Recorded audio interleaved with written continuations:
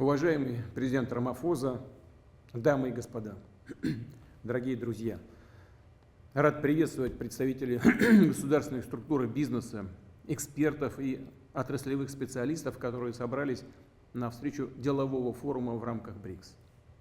Отмечу, что регулярное проведение таких деловых форумов, как и системная работа делового совета БРИКС, объединяющего ведущих бизнесменов и глав крупнейших компаний стран пятерки, действительно играет большую практическую роль в продвижении взаимной торговли и инвестиций, углублении кооперационных связей, расширении прямого диалога предпринимательских сообществ. А значит, на деле способствует ускорению социально-экономического роста наших государств и достижению целей устойчивого развития. Важно, что в центре внимания форума находятся такие актуальные задачи, как обеспечение постпандемийного восстановления экономик государств БРИКС, повышение благосостояния граждан, модернизация промышленности и выстраивание эффективных транспортно-логистических цепочек, стимулирование справедливого трансфера технологий. Решать все эти сложные, комплексные задачи приходится на фоне все более углубляющейся волатильности фондовых, валютных, энергетических, продовольственных рынков. В условиях значительного инфляционного давления, вызванного в том числе безответственными действиями ряда стран по проведению масштабной эмиссии для сглаживания издержек пандемии, что провоцирует накопление частного и государственного долга.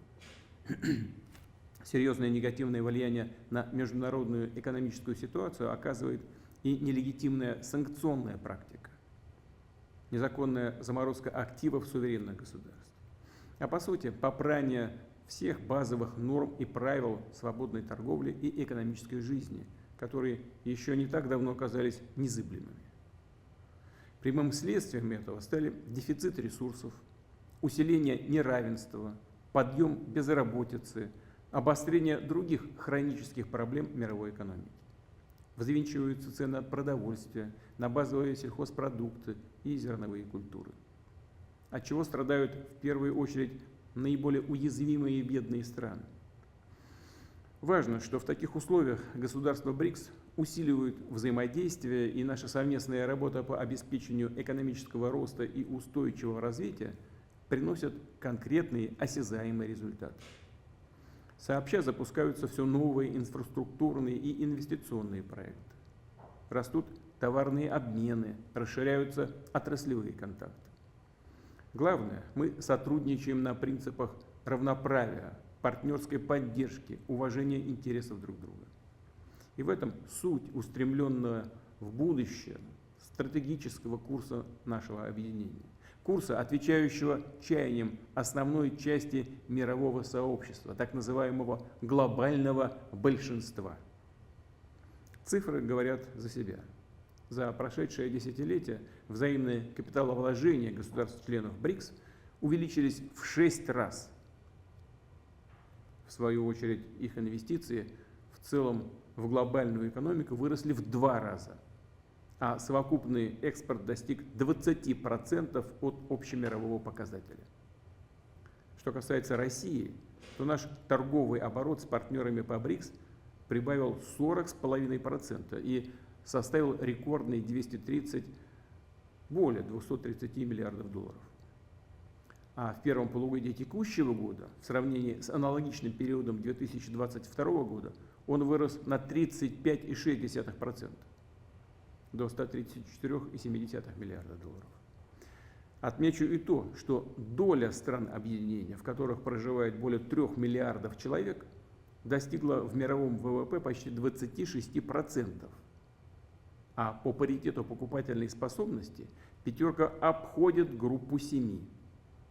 Прогноз на 2023 год 31,5% против 30%. Набирает силу объективный, необратимый процесс дедоларизации наших хозяйственных связей. Предпринимаются усилия по отработке эффективных механизмов взаимных расчетов и валютно-финансового контроля. Как результат, доля доллара в экспортно-импортных операциях в рамках БРИКС снижается. В прошлом году она составила всего лишь 28,7%. К слову, в ходе нынешнего саммита мы еще подробно обсудим весь спектр вопросов, связанных с переходом на национальные валюты по всем направлениям экономического сотрудничества «пятерки». Безусловно, большая роль в таких усилиях принадлежит новому банку развития БРИКС, который уже уверенно заявил о себе в качестве альтернативы действующим западным институтам развития. Логично, что одним из приоритетов взаимодействия «пятерки» в целом стало укрепление взаимосвязанности, создание новых устойчивых транспортных магистралей. Особое значение в этом контексте имеет инициатива Делового совета БРИКС по выработке современных интермодальных логистических решений и развитию железнодорожных транспортных коридоров. Со своей стороны, Россия активно переориентирует транспортно-логистические потоки на надежных зарубежных партнеров, в том числе из государств БРИКС. Среди наших флагманских проектов Северный морской путь и новый международный транспортный коридор Север-Юг. Эти две сквозные артерии призваны обеспечить кратчайшие и наиболее экономически оптимальные торговые пути, связывающие крупные промышленные, сельскохозяйственные и энергетические узлы с потребительскими рынками. Говоря о Северном морском пути, подчеркну, что в России принят и реализуется масштабный, рассчитанный на десятилетия план обустройства его инфраструктуры. Предполагается строительство топливных терминалов, портов-хабов для стыковки с автомобильным и железнодорожным транспортом. Расширяется ледокольный флот, прежде всего за счет не имеющих аналогов в мире судов на атомной тяге. В свою очередь, транспортный коридор Север-Юг соединит российские порты на Северных морях и Балтике с морскими терминалами на побережье Персидского залива и Индийского океана. Тем самым будут созданы условия для увеличения грузоперевозок между евразийскими и африканскими странами. Кроме того, вдоль этого самого коридора, естественно, будут развиваться новые производства, объекты торговли и логистики. Россия выступает за налаживание более плотного взаимодействия в рамках БРИКС по вопросам надежного и бесперебойного обеспечения мировых рынков энергетическими и продовольственными ресурсами. Мы последовательно наращиваем поставки топлива, сельхозпродукции и удобрения в государства глобального юга. Вносим весомый вклад в укрепление общемировой продовольственной и энергетической безопасности, в решение острых гуманитарных проблем, в борьбу с голодом и бедностью в нуждающихся странах. Все эти вопросы, в частности, подробно обсуждались в ходе недавнего саммита Россия-Африка. Так, в прошлом году торговля агропродукцией между Россией и государствами Африки выросла на 10% и составила $6,7 миллиарда. А в январе-июне текущего года увеличилась еще на рекордные 60%.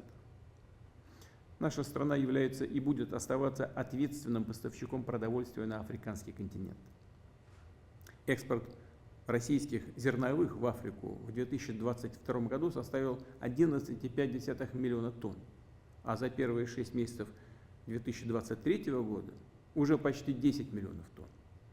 И это несмотря на введенные против нас незаконные санкции, которые серьезно затрудняют экспорт российского продовольствия, усложняют транспортную логистику, страхование и проводку банковских платежей.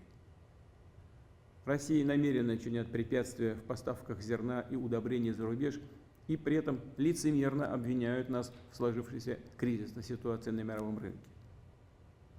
Это отчетливо проявилось при реализации так называемой зерновой сделки, заключенной с участием секретариата ООН и изначально нацеленной на обеспечение глобальной продовольственной безопасности, снижение угроз голода и помощь беднейшим странам.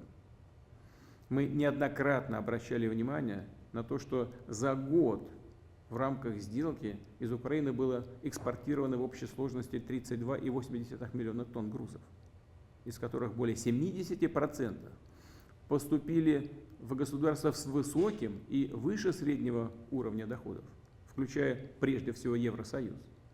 И лишь порядка 3% пришлось на долю наименее развитых стран, то есть меньше 1 миллиона тонн. Ни одно из условий так называемой сделки, касающейся вывода из-под санкций российского экспорта зерна и удобрений на мировые рынки, осуществлено не было. Обязательства перед Россией на этот счет попросту игнорировались. Препятствовали даже безвозмездной передаче нами заблокированных в европейских портах минеральных удобрений. Хотя речь шла о сугубо гуманитарной акции, на которую никакие санкции не должны распространяться в принципе. С учетом упомянутых фактов мы с 18 июля отказались от дальнейшего продления этой так называемой сделки и будем готовы вернуться к ней, но вернуться только в случае реального выполнения всех обязательств перед российской стороной. Неоднократно говорил, что наша страна в состоянии заместить украинское зерно как на коммерческой основе, так и в виде безвозмездной помощи нуждающимся государствам. Тем более, что у нас в нынешнем году вновь ожидается отличный урожай. В качестве первого шага нами принято решение безвозмездно направить 6 африканским странам по 25-50 тысяч тонн зерна, обеспечив в том числе и бесплатную доставку этих грузов. Переговоры с партнерами завершаются. В числе приоритетных направлений взаимодействия видим и дальнейшую координацию подходов участников БРИКС по тематике поддержки малых и средних предприятий. Это важная часть общей экономической повестки «пятерки», подразумевающая содействие самым широким слоям занимающихся бизнесом граждан в вопросах административного и налогового регулирования, цифровизации, электронной торговли, участия в цепочках добавленной стоимости. Отмечу, что благодаря программам государственной поддержки предприниматели стран БРИКС успешно адаптируются и к постоянно меняющейся ситуации на глобальных рынках, находят новых партнеров и новые каналы сбыта, привлекают дополнительное финансирование, все активнее используют современные технологии. Не менее значимо продолжать развивать сотрудничество в рамках БРИКС в области декарбонизации экономики, снижения антропогенного воздействия на природу, адаптации к изменениям климата. Россия готова к совместной работе для продвижения более сбалансированных подходов к климатической проблематике на международной арене. В нашей стране последовательно реализуется национальная стратегия низкоуглеродного развития. Планируем достичь углеродной нейтральности российской экономики не позднее 2060 года, в том числе за счет внедрения технологических инноваций, модернизации инфраструктуры для доступа к недорогой и чистой энергии, сохранения экосистем на суше и море. При этом исходим из того, что выполнению климатических целей могут способствовать самые разные технологии, в том числе те, что уже давно используются, такие как атомная генерация, гидроэнергетика, газовое моторное топливо. Суммируя, хотел бы еще раз подчеркнуть, что многоплановое партнерство, взаимодействие по линии БРИКС не только вносят существенный вклад в обеспечение устойчивого роста наших государств, но и в целом способствует оздоровлению ситуации в мировой экономике и успешному достижению поставленных ООН целей глобального развития и задач по борьбе с бедностью, расширению доступа населения к качественным услугам здравоохранения, искоренению голода и укреплению продовольственной безопасности. Поэтому хочу выразить уверенность, что деловой форум и деловой совет БРИКС продолжат свою созидательную работу, направленную на углубление контактов между предпринимательскими кругами стран «пятерки», на совместную реализацию новых взаимовыгодных проектов. И в заключение хотел бы пригласить представителей деловых кругов наших государств приехать на Восточный экономический форум в Россию, который состоится 10-13 сентября в городе Владивостоке, где по традиции будут обсуждаться вопросы, представляющие интерес, в том числе и для бизнес-сообщества стран БРИКС. Благодарю вас за внимание.